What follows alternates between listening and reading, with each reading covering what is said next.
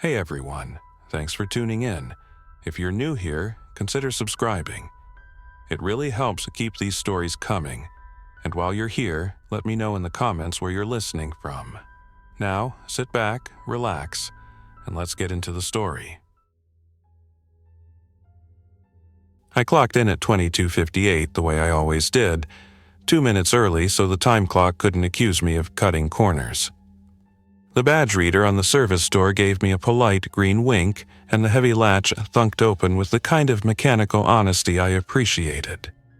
Night shifts reward routine.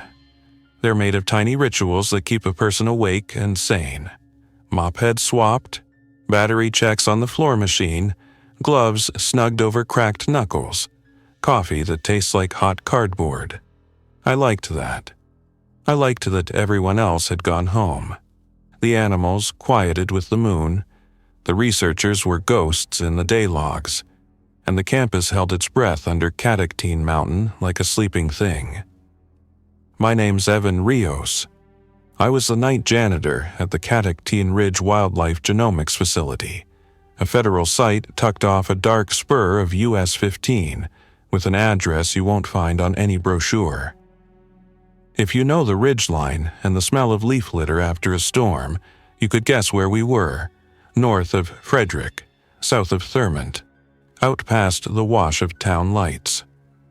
We weren't a public zoo in the pretty sense, with kiosks and families and paper cups of ice cream.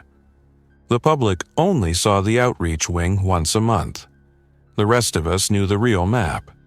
Labs where centrifuges spun until the benches hummed, quarantine barns with double doors and negative pressure, an aging predator building we called A-Wing, and a welded steel sign above the energy plant that said "Danger" in letters big enough to make a point. I started every night with the same loop, service corridor from B-Wing to the staff lockers, mop sinks to make sure nobody had left a greaser in the rinse bucket, a glance through the glass at the Traca key cabinet, every brass tag glowing under its little green LED, every key slotted where it belonged. Security logged their rounds on an AMAG panel by the door. My own keys rode on a harness that had left permanent bruises on my hip bone, a ring of best cores, 2 mortise keys for the older doors, a wobbly, non-compliant duplicate I pretended not to notice because Joel, the senior keeper, swore he needed it for a sticky latch on Habitat A3. At 2341, I parked my scrubber in the maintenance bay in A-Wing. The Predator building smelled like recycled water and old straw. Even after we'd replaced the chicken wire with tempered glass fronts and poured seamless floors, the place kept the memory of metal. The hum of the HVAC vibrated through the concrete like a big cat's purr. You don't think about it if you're just visiting. At night, you feel it in your chest.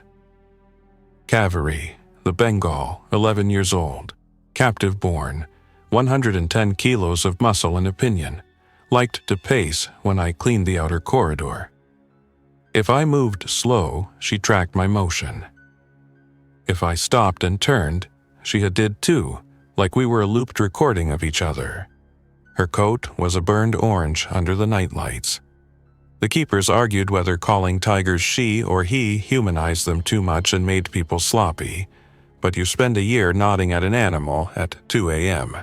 through polycarbonate, and she becomes more than a catalog number no matter what you call her. That night, the campus lay under a thin, cold moon, and the ridgeline had turned into this cut-paper silhouette. Somewhere, far off, the late train ran up the Monocacy, and the rails sang. I remember all that because it was the last time anything felt ordinary. The alarm came at 0:12, a sharp 3-tone and a wash of amber strobes chasing each other down the ceiling. The panel by the door lit up. A-Wing containment fault. I stood still, the fault code scrolled by. Hab A1 vest entry. Then, gate sensor offline. I stared at it long enough to feel heat rise off the scrubber motor at my calves. Every alarm starts as an assumption. False trip, dust on a reed switch, a sleepy keeper failing to badge. We practiced that thought because it kept us calm. The manual said report to the nearest EPO station, observe, don't self-deploy. The manual assumed people would follow it. I left the scrubber where it was and started toward the vestibule for Habitat A1, the Tiger's Gate. Most of the doors in A-Wing had maglocks tied to power with a battery backup for 5 minutes. The vestibules had hydraulic slides with manual cranks in stainless cabinets behind break glass panels. I passed one of those cabinets. The crank handle gleamed like something from a submarine movie. The hallway smelled of wet stone and pine shavings. Down the way, the amber strobes painted the glass in rotating honey squares. "Control, this is Rios," I said into my radio, breath just barely faster than normal. "I'm in A-Wing. I've got a vestibule gate fault on A1. Silence. Then a click. "Copy," came Marlene's voice. Sergeant Cho, the night shift guard supervisor. Strong voice, not in the building with me. The control room was in the admin block across the courtyard. "We're seeing it. Stay put. Dr. Hart is headed your way." "Dr. Hart?" I said, more to the empty hallway than to my radio. "At midnight." Click. "She's already on site. Stand by." The stipend for overnight calls ensured at least one vet kept a go bag and responded inside 30 minutes. Lena Hart, DVM, had a way of walking fast without looking like she was hurrying. When I heard the first scuff of her clogs on the concrete, I felt a relief that made my knees soft. I rounded the corner. She didn't make the corner. The vestibule door stood open, not wide, but enough to make your stomach clench when you realized the internal gate beyond it. The actual mesh barrier that allowed the transition from sleeping box to corridor had been rolled almost fully aside. The inner corridor lights, motion sensors tied to occupancy, were on. Dr. Hart lay on her side against the wall halfway to the gate, one hand still knuckled around her dart case, her radio a foot away, and a dark slick under her shoulder that I felt rather than saw. Her eyes were open, like she was waiting for someone to finish their sentence. I tried to make the scene into something safe. I looked for a snag in the rubberized floor, a misstep, a fainting spell. My brain made lists in the second before the animal panned into the frame. Cavalry was in the corridor beyond the rolled gate, not 3 meters away. Pacing, head low, whiskers forward, pupils blown wide in the bar of light. She was too quiet. Tigers are quiet, everyone knows that. This was a different quiet, a carefulness that looked like consideration. Her tail didn't whip or advertise a mood. It drew a soft figure 8, fingertips low. She looked at Lena. She looked at me. Then she looked at the manual crank cabinet like she was reading the signage. "Control," I said very clearly, because a thing said clearly might stay true. "The inner gate on A1 is open. Dr. Hart is down. I have eyes on the tiger in the corridor." The tiger's ears tipped toward my voice. If I'd had bare hands, they would have gone cold. My gloves made it easy to feel the tremor in my fingers anyway. "Rios." Marlene's voice was careful now, too. "Back out and wait for security. Do not approach." I took one step backward. The vestibule threshold squeaked under my boot. The sound corrected something inside the tiger. There, a visible calculation, a tiny tilt of her head, and she shortened the length of her next pacing stride to keep the gate and me and Lena inside her radius. Tigers can cover a short space faster than your brain can decide what to do. We'd watched too many training videos not to know that. A second alarm chimed, shorter and higher. On the panel by the door, a line of text popped. A-Wing generator online. The building's hum changed color. We'd lost utility power, and the diesel in the plant had caught with its usual 1.5-second hiccup. From the corner of my eye, I saw the corridor lights dip and recover. In the tiger's eye, a small green square reflected. Not my flashlight. I hadn't pulled it yet.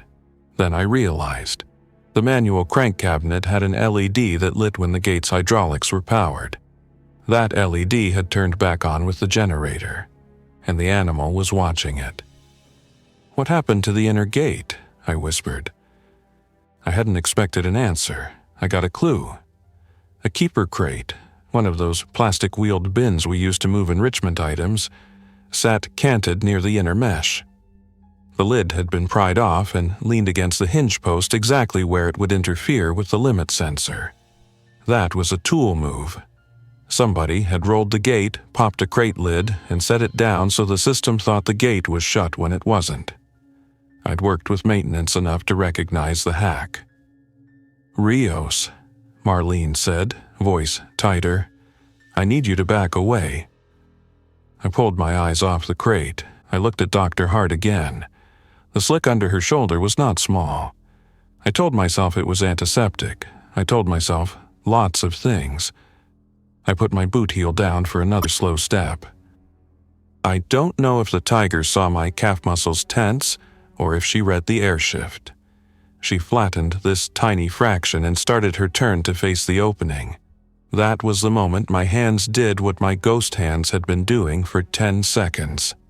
I pivoted, jammed the heel of my glove through the safety glass labeled "Brake for Access," grabbed the stainless crank handle, and slammed it into the socket. The hydraulic slide didn't like being woken up in a panic. The first quarter turn had that gummy resistance that makes you think it's not going to move at all. Then the pump acknowledged me with a full-throated hiss, and the gate rolled on its track with a speed that would have been graceful if it wasn't the difference between you get to breathe and you don't. If anyone tells you time slows in a crisis, they're right and wrong. You get more frames, not more seconds. In one of those frames, I had the absurd belief that I could crank faster than a tiger could lunge. In another, I realized I could not. In the third, I saw the cat do something that did not fit the training film library in my head. She misdirected. She didn't spring straight. She veered left, slapped a paw at the lid propped on the hinge post, knocked it away from the limit switch, and yanked her head back in on a recoil that made zero noise. The gate read the switch as not closed, decided the move was unsafe, and hesitated half an inch from the jam. Half an inch is more than enough. She snapped her head forward. Not a full lunge, just a correction, and put her nose in the gap like a pry bar. She didn't try to force it, she tested. The behavior had the deliberate quality of a person trying an unfamiliar door. I cranked anyway. The pump whined. The gap narrowed to a black seam. Her whiskers caught in it and vibrated. She blinked. She did not pull back until the seam shipped against her fur. Then she withdrew with a sideways shake like she didn't appreciate the insult. The gate hit the jam with a hard metallic kiss. The control light went from yellow to green. I realized my breath had white edges. I realized my knees hurt because I'd locked them. "Control," I said, and my voice came out thin but on channel. "Inner gate is closed." "Copy." Marlene exhaled audibly. "EMS en route for Dr. Hart. Do not move her. We have a campus-wide power anomaly and multiple alarms. Stay put, Rios." I heard a second voice behind her, muffled and nervous, probably Benny from IT, who spent nights in a hoodie in a room with too many fans. Then a third voice, lower, steady. "This is Director Alcott. Containment failure is isolated to A-Wing. The generator transfer tripped half the panels. We're restoring." Our director had a diction like a rumor. Clear, polite, hard to pin down. Isolated. I looked at the panel. New faults scrolled past like a slow train. A 3-shift door oscillation. Prim queue. Primate quarantine, motion, aviary door cycling. My head filled with a pressure that had nothing to do with the generator. "You seeing Prim queue?" I said, because naming a problem sometimes gives you control. "Working it," Marlene said. Her tone put a quarter-inch of plexi between us, like she'd shut the service window. Rios, back into the vestibule and wait for security. Do not move. I backed through the doorway and kept the tiger in sight. She paced again, nose low, whiskers forward, but that tail stayed steady, and it felt wrong. A tiger frustrated by a door whips a tail. An anxious tiger flattens ears and shows teeth. This one assessed. Her paws made no sound. She passed Dr. Hart on the floor and did not look at her. I took in details because that's what you do while your stomach is learning how to be an empty room. The open dart case. The Dan inject rifle propped against the wall. 3 darts slotted. Orange caps. She'd gotten at least one shot off. I saw a plastic cap flattened near the gate. If she'd hit the cat didn't show it. Telazol makes a body heavy first. No heaviness here. Something else, a fine pattern near the floor where the amber lights made stripes. It looked like droplets in a line, a scatter you'd get if someone had run with wet boots. But the droplets didn't look like water. They were too uniform, and they flashed under the light like tiny beads. I bent. They were glass. The emergency glass panel I'd punched had ejected its pellets through a hairline gap at the bottom of the cabinet. I'd been so focused I hadn't noticed the spill. When I put my glove on the concrete, the pellets stuck by static. The hairs on my wrist lifted. Tiny things kept a man's brain running when big ones tried to overwhelm it. Little truths steadied bigger lies. Okay, the gate was closed. The vestibule was a box with one more door, a badge-controlled maglock. The amber strobes were less bright now. I could think about the next right thing.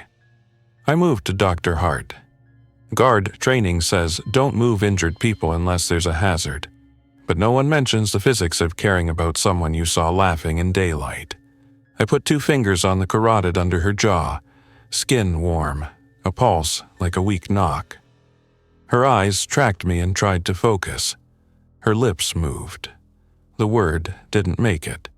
I put my hand on her dart case and felt something metallic under it. Keys. She had signed out the hotkeys for A-Wing, manual override keys for the shift doors, a master for the locked chemical cabinets, and a slim RFID fob labeled Annex C in Lena's neat block letters. Annex C was the basement of the basement, rooms built bare in the renovation but never finished. Or that's what we said, because the doors were there, and the badge readers as well, and someone sometimes used them. I'd seen the logs flash past in maintenance tickets, badges I didn't know tied to temporary profiles that left no names. I'd asked Joel once what went on in Annex C. He'd said, "Research we don't need to know about," and changed the subject to antelope hay.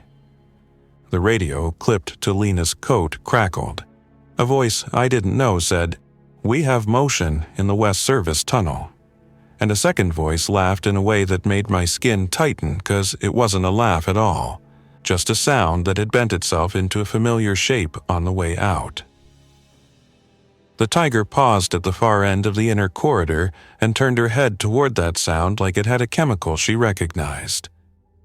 That was when the timing grew mean. A metallic slam came down the hall, then a grind, like something heavy bumping over a threshold. A figure in a brown jacket slid into view sideways, boots fighting for purchase. His shoulder hit the jam. He caught himself and shoved off. The radio at his throat swung and thumped. His baton clattered to the floor and spun to a stop at my feet. "Rios!" he yelled. "Back!" I knew his voice before I recognized his face without his cap. Miguel Alvarez, one of the newer guards, still learning the pin names. There was a tear at his sleeve. He saw the tiger the way you see a wave you can't outrun. He didn't look at Dr. Hart, which told me he'd already looked and couldn't afford to see it again. The tiger flowed down the inner corridor. That's the only word that belongs to what she did. Miguel planted, and drew his OC spray. For bears, we keep canisters and red bags by every exterior door. For cats indoors, the policy is, don't use it unless you love tearing eyes for the rest of your life, including yours.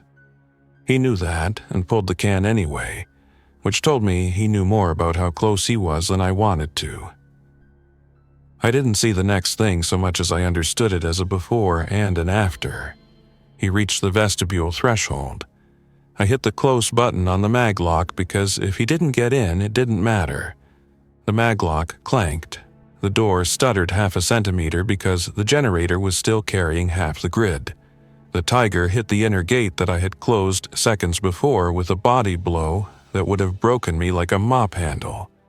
The steel took it. Her mouth opened, not an angry slash, a measurement of distance, and her tongue touched the seam. That was the moment I realized she wasn't trying to batter the door. She was listening through it. She backed up 2 steps, not more. She looked at Miguel's feet. She looked at the badge reader. If a tigress could frown, she did. Then she did something I didn't know an animal without hands could do. She picked up the crate lid I'd knocked loose earlier in her teeth and lobbed it sideways into the hall. It clanged hard enough to mimic the sound of a closing door. Miguel flinched, just that. His foot clipped the threshold. He lost the half centimeter he needed for clean entry. The maglock smacked his boot. He shoved in with his shoulder. His radio mic caught on the jam and popped free, trailing a wire. I grabbed his jacket and hauled. The tiger looked at the OC can. She looked at the hinge. Then she pressed her whiskers against the seam again as if she were memorizing it. "Control," I said, feeling for breath. 2 persons in the A1 vestibule. Inner gate secured. Dr. Hart is down. Tiger's adapting. Miguel looked at me and tried to smile. It only got to one side of his mouth. "She's not sedated," he said unnecessarily. "I found Joel. He's in the service tunnel with a bite that looks bad. There's movement in Prim Q, not normal." My mind tried to find a shelf for that. I put it down in a place labeled later. I knelt by Lena again and slid my jacket under her head. "You stay with us," I told her. "Like a script you say when you don't have anything else." "EMS ETA 15, Marlene said. That meant 10 if the gate guard fast-tracked. It meant 20 if the county had a crash on the highway. It meant we might be the only ones in these rooms who cared to keep someone breathing. The amber strobes stopped and the normal lights came up like a cheap theater trick. For 2 heartbeats, the sudden day made me think it was actually day. Then the diesel's rumble climbed the wall, and I remembered we were in that weird time after midnight when nothing belongs to the day before or the day ahead. Sometimes the next thing isn't a bang but a small click. A new fault on a panel, a motion box lighting up on a monitor, a bar graph flipping from good to bad. The monitor on the far wall of the vestibule, a little 8-inch that shows only the 4 cameras closest to its room, jumped. In the quadrant labeled Annex C Hall, the hallway lights came on. A figure entered the frame like a person who thought no one watched them. The camera angle gave me a view from waist to shoulders. He wore lab whites. He moved like a man carrying something heavy in his head rather than his hands. He stopped at a badge reader on the far door and didn't badge. He put his fingers on the seam and pressed. I felt a part of me that I thought was solid begin to liquefy. People do weird things when the power shifts. They forget codes. They panic. They try to scream with their hands. But this wasn't that. This had the same measuring quality I had just seen in the cat. Not fear, not even excitement, a curiosity on rails. "Control," I said very steadily. "We've got movement on Annex C Cam 2. Who's authorized down there?" Silence. Then Alcott's voice again, too smooth. "No one is authorized. That feed is likely stale." It just went from dark to light while I was looking at it, I said. more heat in my voice than I meant. If that's stale, it's a pretty good stale. The radio transmitted a sound not unlike a sheet of paper torn slowly. It might have been static. It might have been someone near a microphone doing something they didn't even know they were doing. It rose and fell like a breath. Marlene cut in. All units, we've got an exterior contact near the west perimeter. County reports calls about animal activity on Harbaugh Valley Road. They want us to confirm no animals are off campus. That line stuck in my throat like a fishbone. Off campus. The phrase had a brightness on it that felt wrong.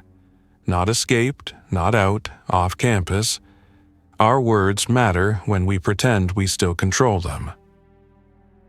While Miguel raised his mic to answer, while the tiger paced and the generator rumbled and the figure on the Annex C cam laid his forehead against the door jamb like a traveler in a strange station, I became aware of something else, a drumming in the metal of the building. It was very faint. If I hadn't spent years learning the building's voice, I wouldn't have heard it. It wasn't the generator. It wasn't footfalls. It wasn't rain. "Do you hear that?" I asked. Miguel's eyes flicked to the ceiling. He had a concussion stare, too bright and too far. Hear what? Then the sound resolved. It came from the aviary end of the wing, where the corvids lived. Of all the animals in the building, the ravens were the ones I trusted least and most. They played with locks. They cached food in places the designers hadn't predicted. They recognized faces. The keepers loved their brains and feared what those brains did when boredom had no edges left. The drumming became a series of distinct taps like a code repeated by a patient child. Tap, tap, tap, tap. The tiger paused and angled an ear. "I need to get to the manual closer for the outer vestibule," Miguel said, dragging himself upright, and winced because standing made the world tilt.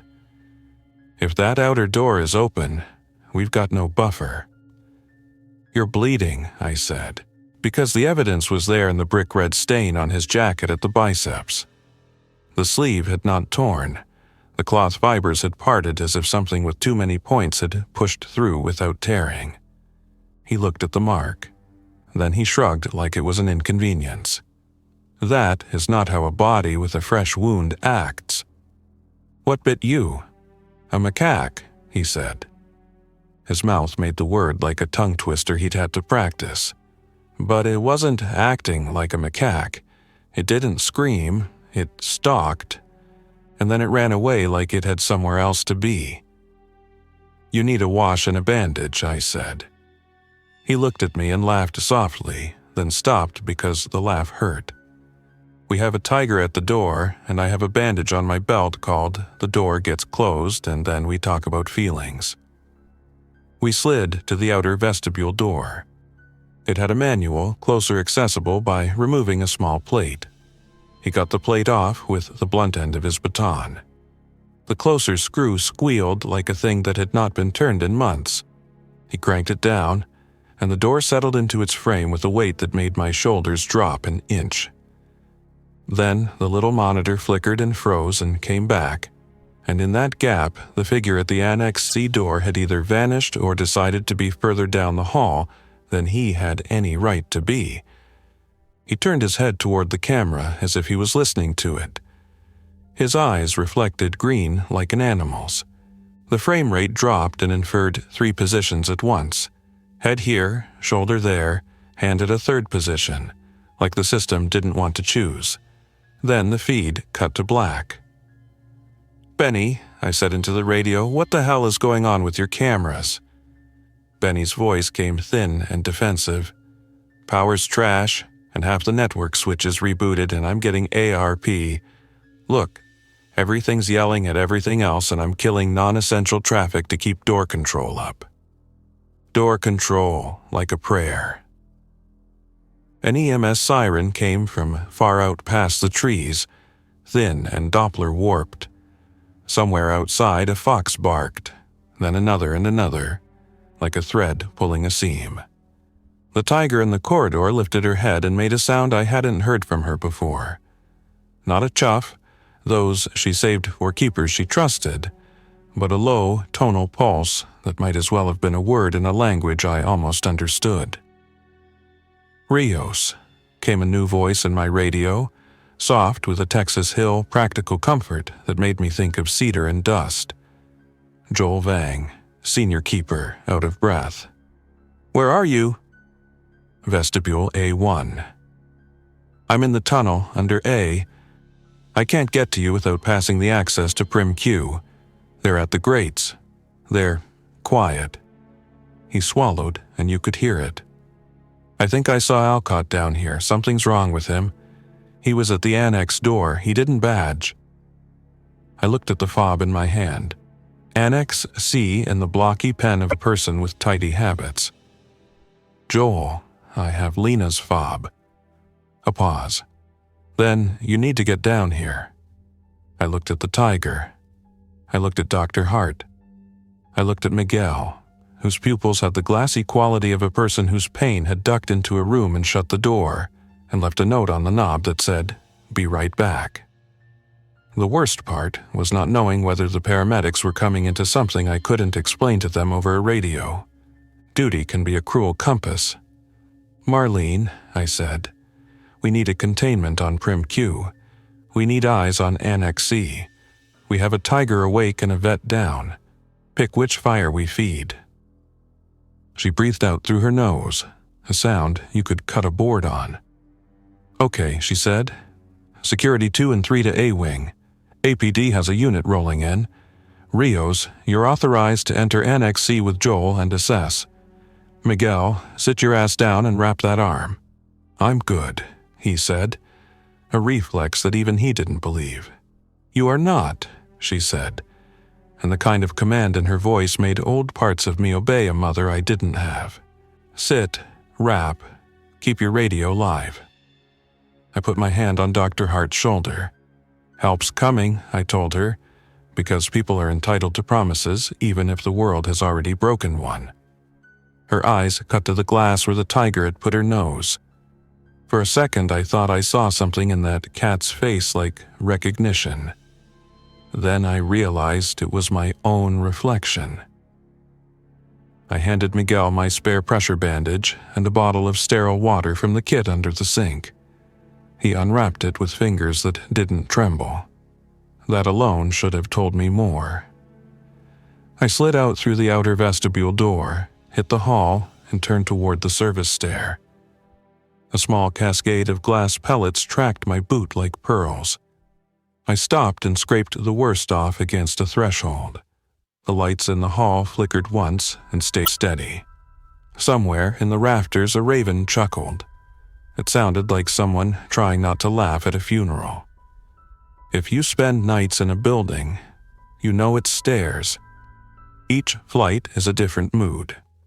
The service stair to Annex C was shallow and wide, meant to move equipment.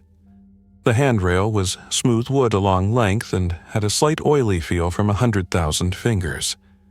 My gloves bit and slipped. Every floor down the air got cooler and tasted more like nothing.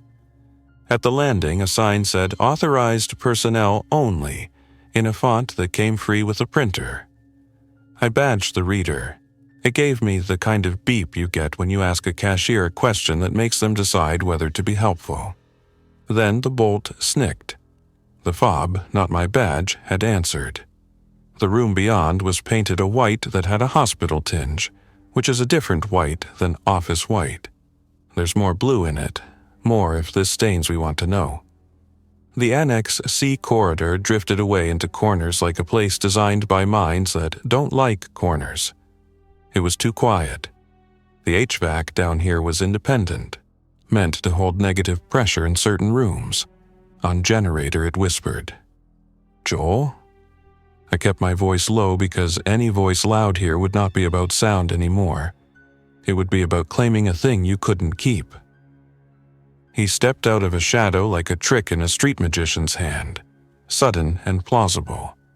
He had a rag tied around his thigh over his khakis, more a statement than a bandage. He had bear spray clipped to his belt and a ring of keys that didn't belong to keepers. He'd hit the first 25 of his 50-something years like a guy who ran uphill for fun. Now he looked like a guy who'd run uphill because the trees behind him had started moving in a way trees don't. "Talk," I said.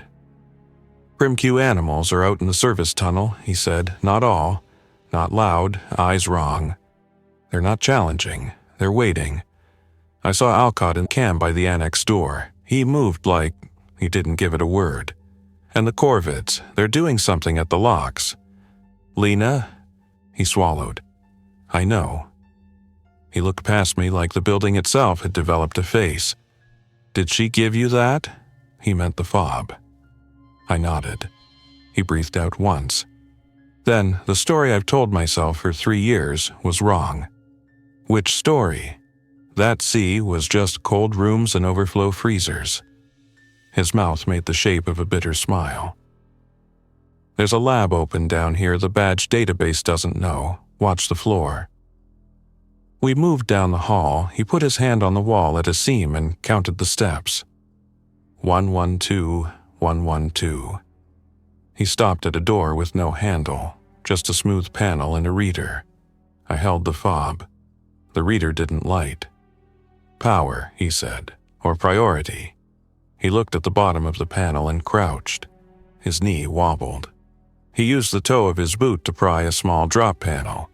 Behind it was a manual latch, like something from a secure elevator.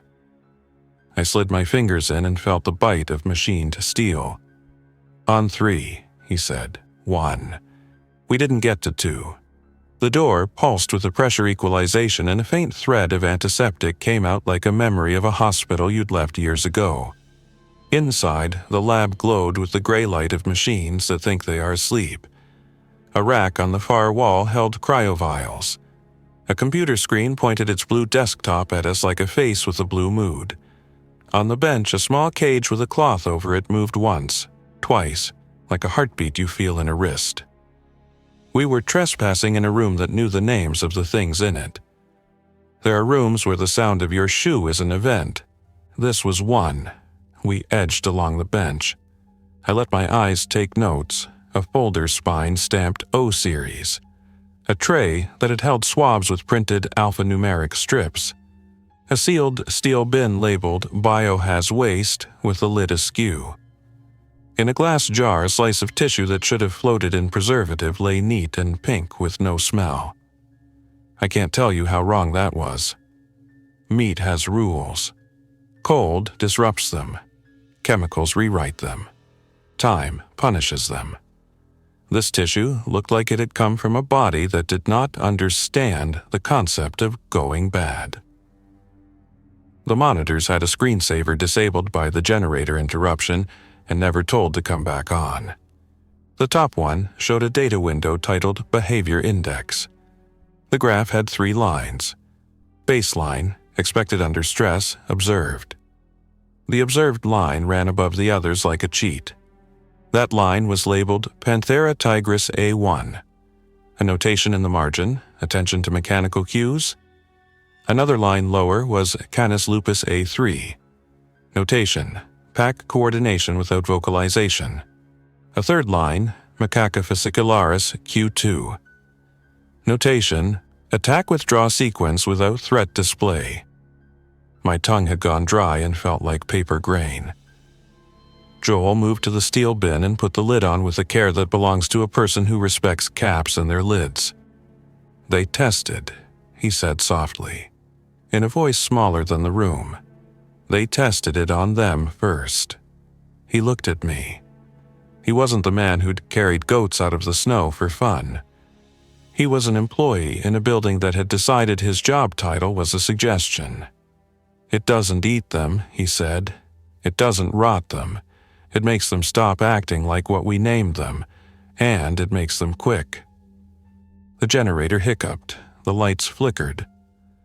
The small cage under the cloth rattled once, and a sound came out like a breath that forgot what lungs are for. We backed. My hand found the fob. I had the absurd thought that I should collect the data on a thumb drive and take it to some person whose job it was to say sorry to reporters. Then I pictured a tiger touching a door seam with her whiskers, and a man in a lab coat pressing his forehead against a jamb so he could listen for a bolt. "Out," Joel said. "We're not the right kind of brave for this room." We slid back into the hall. He closed the hidden latch. The door took back its secret. In the quiet, I heard the sound that had been a thread in the building since the alarms began. Not drumming now, a chitter, a click. Corvid beaks on metal, testing. Not random. Rhythm. "Keys," I said.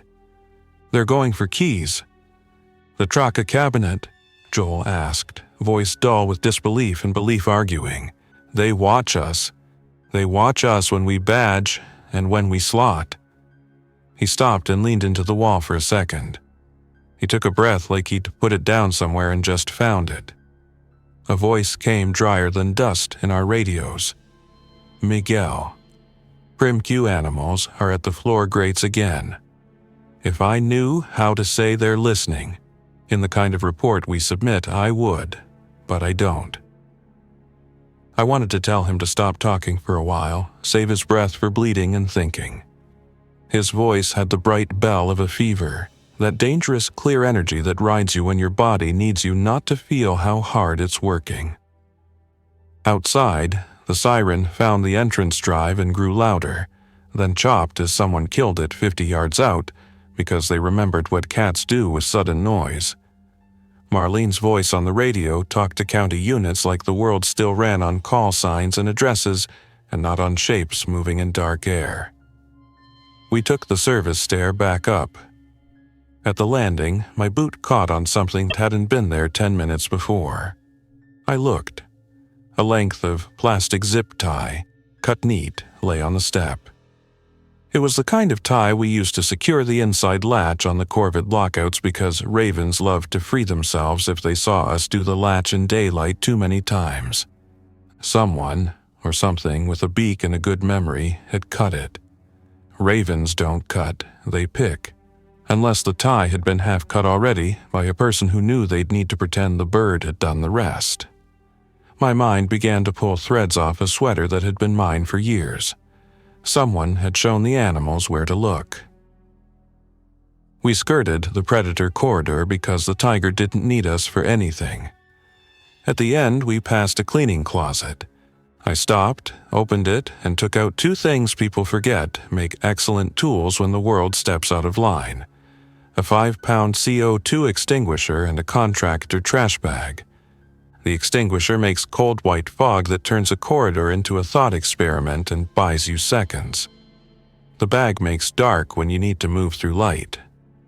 Joel looked at me with a tired approval that said, "Man who cleans understands pressure."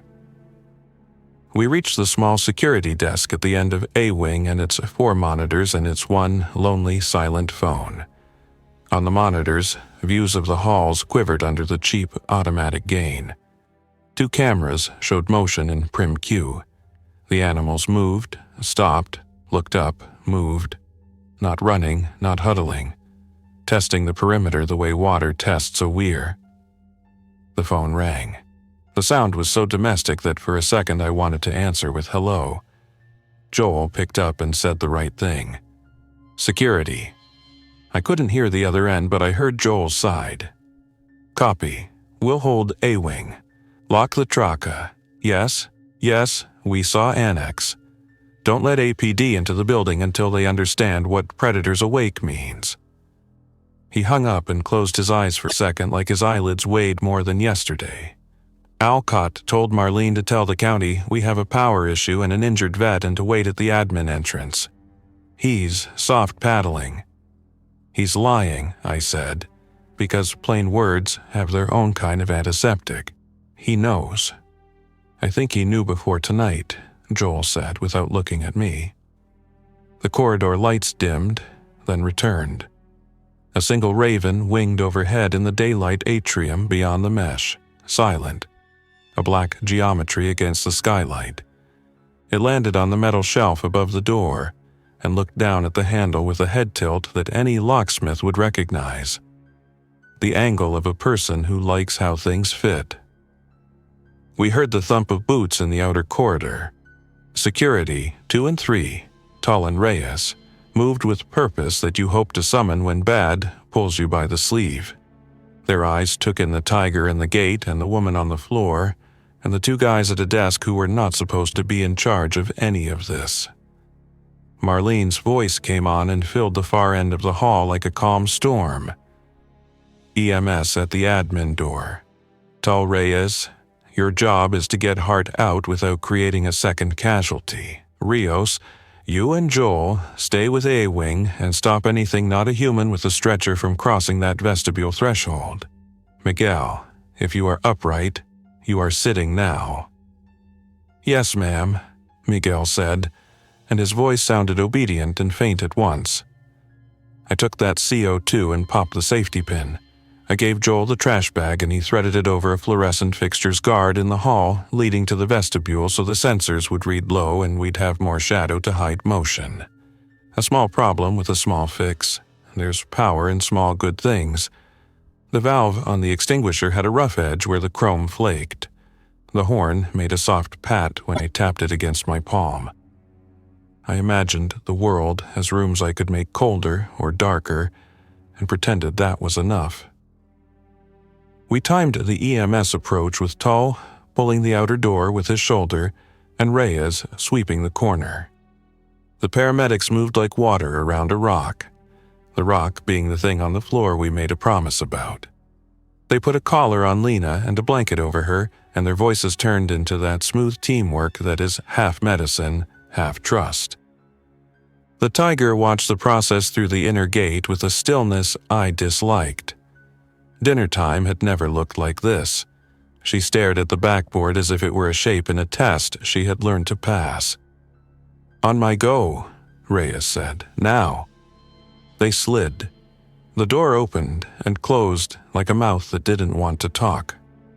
The tiger paced once, twice, then pressed her nose to the seam again and drew in a breath like someone learning a stranger's aftershave. After that kindness, the building collected itself and offered us the next test. The power flickered hard enough to reset the corridor motion sensors. When the lights returned, the small monitor by the desk displayed a door state I had not seen it declare in 6 years. TRK-1, open. The Traca cabinet. Control, I said, because even the best questions come out flat when you're afraid. Who opened the key cabinet? Not me, Marlene said in a voice that had sand under it. I have the master. Alcott has the second. The panel says the door is open but no key removal's locked. Benny says the cabinet went offline for 5 seconds and then came back. He says something hit the network with a flood. He's killing everything he can kill. Joel and I looked at each other because we both knew the thought we didn't want. If the cabinet's door was physically open, not electronically logged open, then either a person with a key had opened it and pulled power to avoid logging, or something had figured out that if you jammed a metal shim into a certain spot while the power hiccuped, you could skip the bead counting the keys as they left. We trotted down the hall to the admin cut-through. The Traca cabinet lives in a glassed office with an AMAG reader that buzzes like a fly caught in June when the door is ajar. It buzzed. The cabinet door also stood 2 inches open. The green LEDs looked innocent. The keys sat in their slots. Looks fine, Joel said, confused. I stepped close. The keys sat wrong. They were, every one of them, a fraction of an inch higher in their slot. The locking mechanism inside uses a vertical pin to trap each key's tagged peg in a hole. If you wedge a strip under all of them, you can lift every key enough that a small tug would free any of them if the system thought it was supposed to. I looked down. On the floor was a strip of hard plastic shaved thin and long, the right width to fit under the key bar. There were tiny marks along the strip. They looked like beak tabs. I put my hand against my stomach to quiet the ice in it. They're making tools. Or someone made a tool for them, Joel said, and then watched. I slid the plastic free. The keys settled. We shut the cabinet and it latched. I looked up at the corner of the ceiling. The camera had a red LED to say, "Working." It was dark. "Benny," I said into the radio, "I need that camera. If something looks at my cabinet again, I want to watch it look." "Half the PoE injectors are dead, and I'm taking cameras offline to keep Badge online," Benny said, frantic with the calculus of limited power. "You can either have eyes or doors." "Doors," I said, and that made me feel old. When we got back to A-Wing, Miguel was not in the vestibule. His pressure bandage sat on the chair like a folded shirt.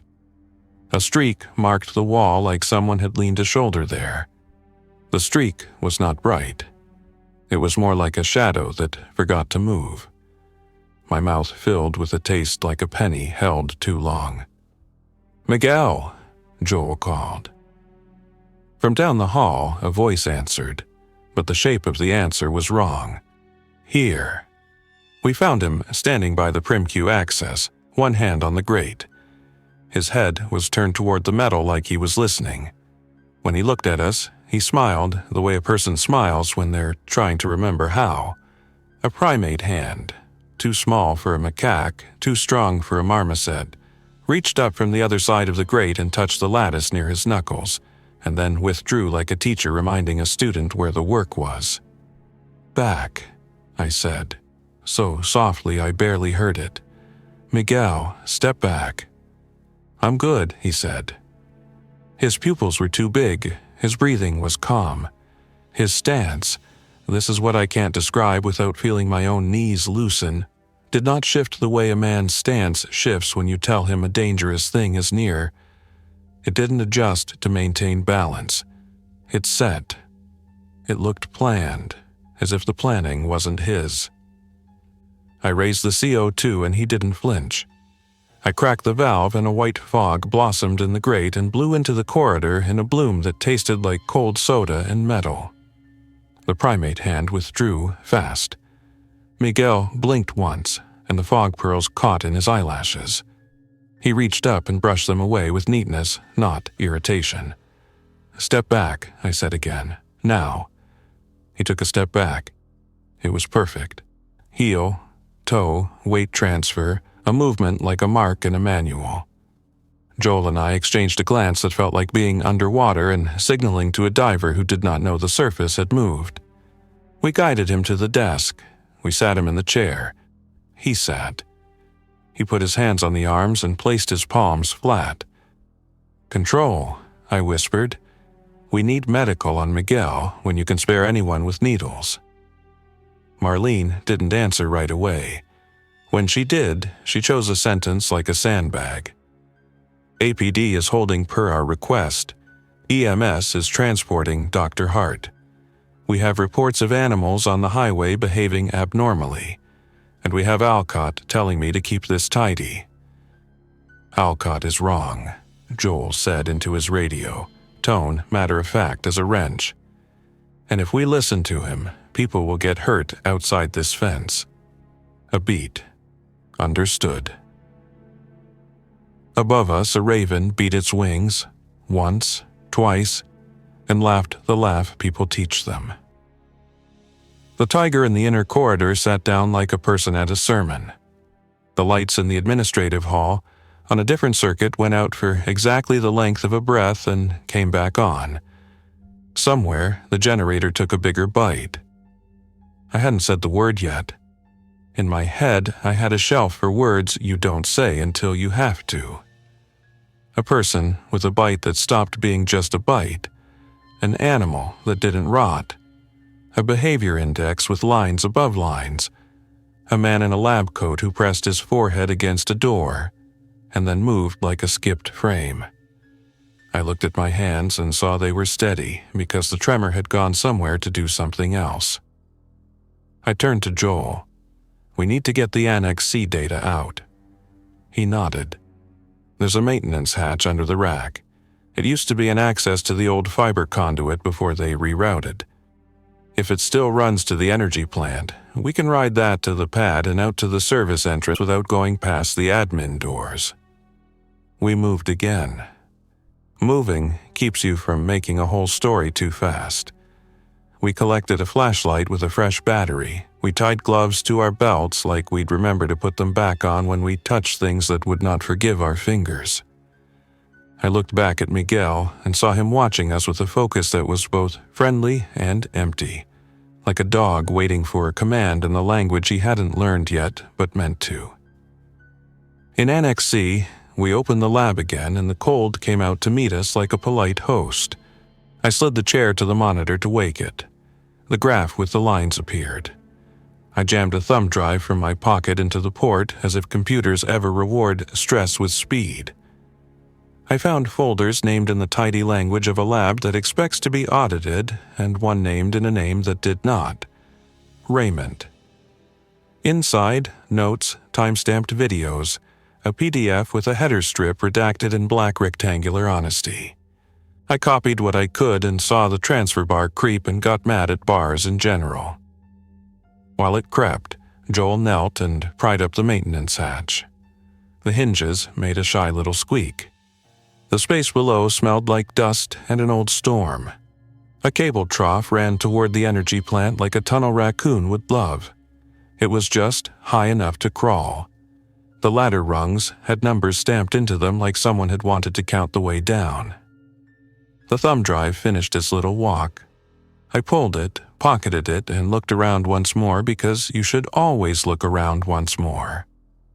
On the far bench, a card with Alcott's signature lay under a lab weight, as if someone had left it there to hold it down against questions.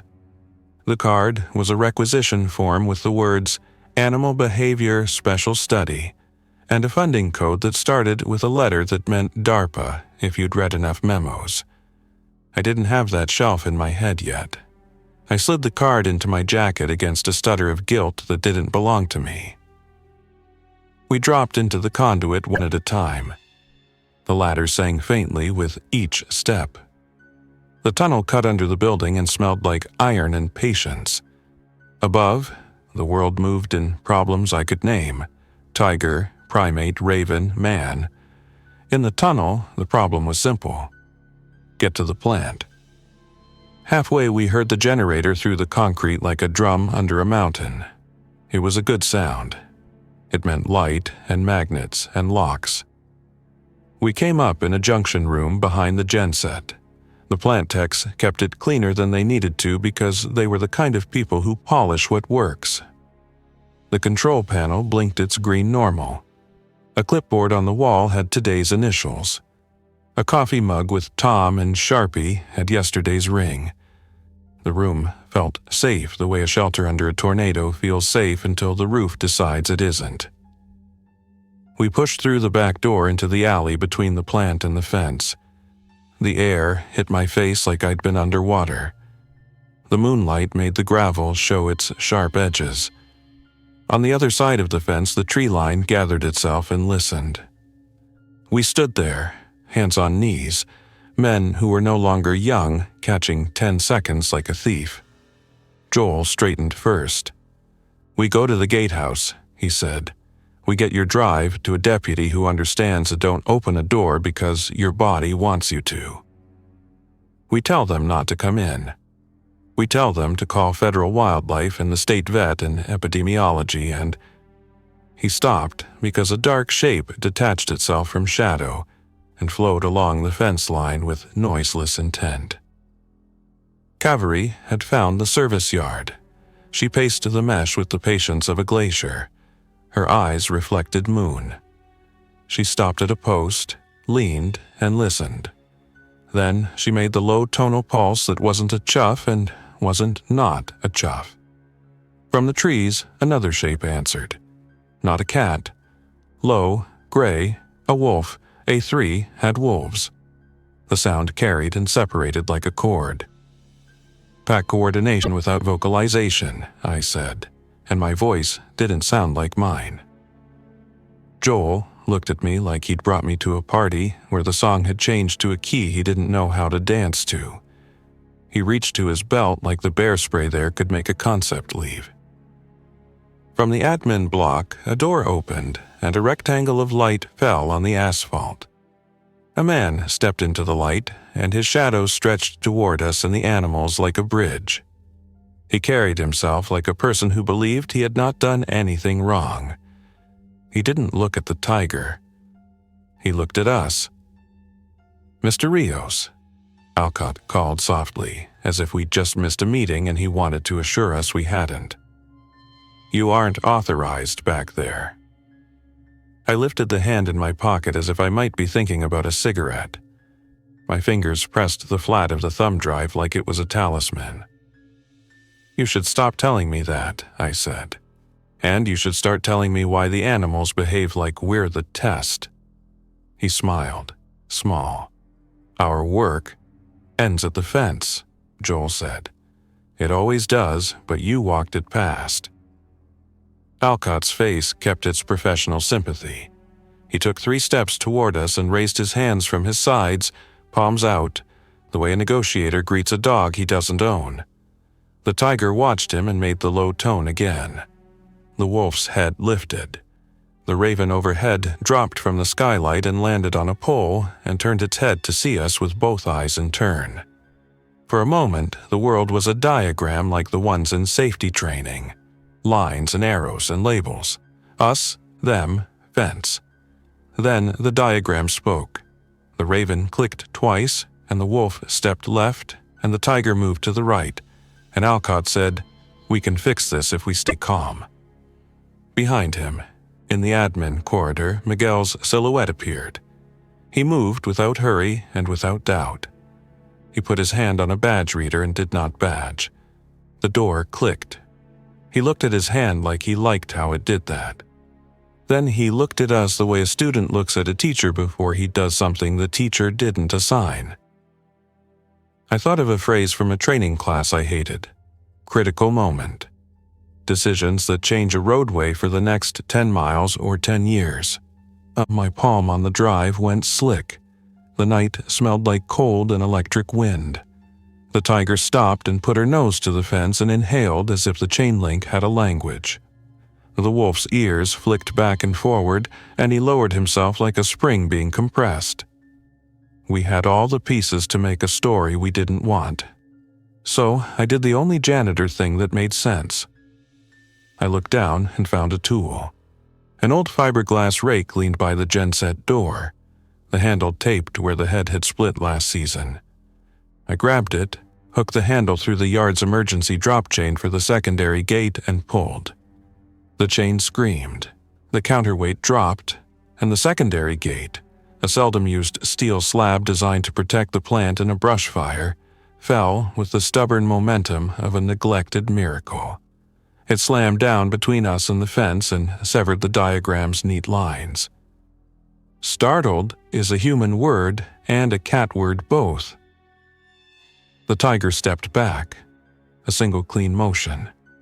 The wolf checked and trotted 3 steps into the darkness and melted into shadow like he'd practiced it.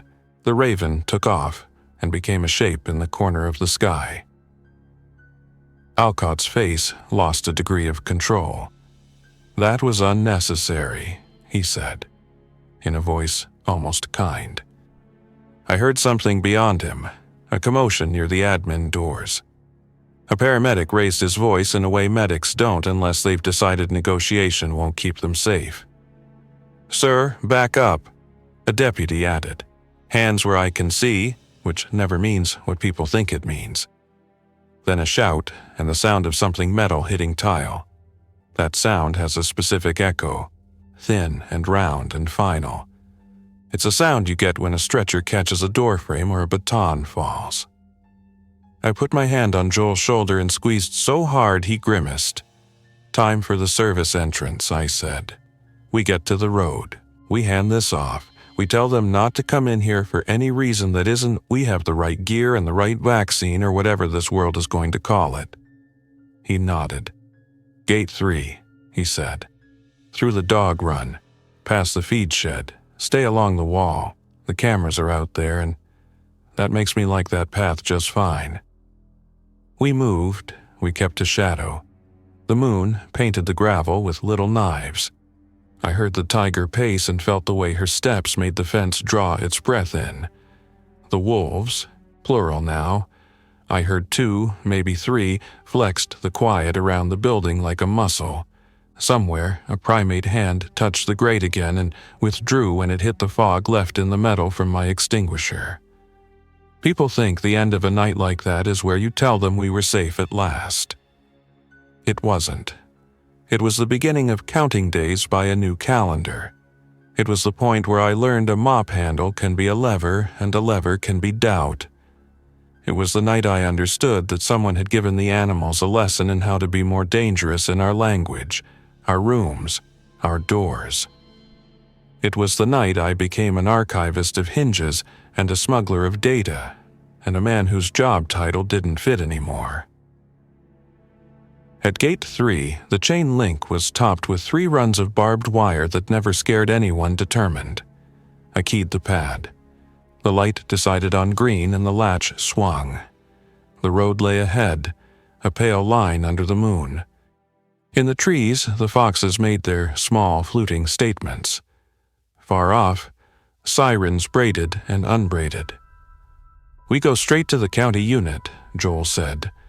"We tell them to call state wildlife and CDC and whoever else you call when your wolves don't speak wolf anymore. We keep our hands open. We don't use words like outbreak if we can help it. We say unusual behavior. We say do not approach. And we say nobody inside the fence makes decisions alone." "Somebody already did," I said. We stepped onto the road. The fence left us and the night opened. My radio clicked with traffic that had forgotten breaks between words. I looked back once. The tiger stood where the fence cut the service yard into 2 worlds.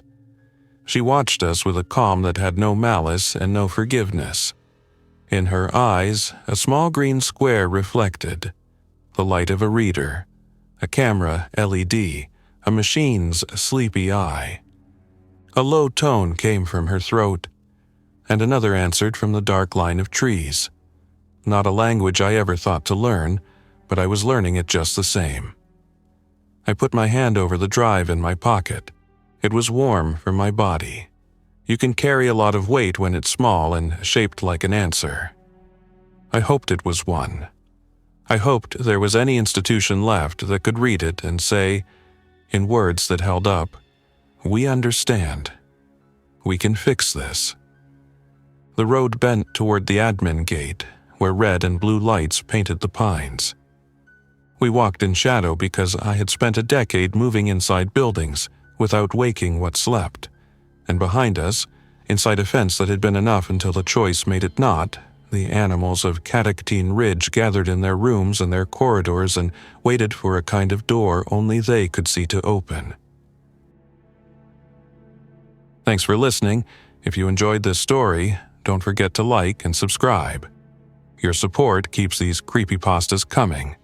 Until next time, stay alert, stay safe, and never ignore the feeling that something is watching.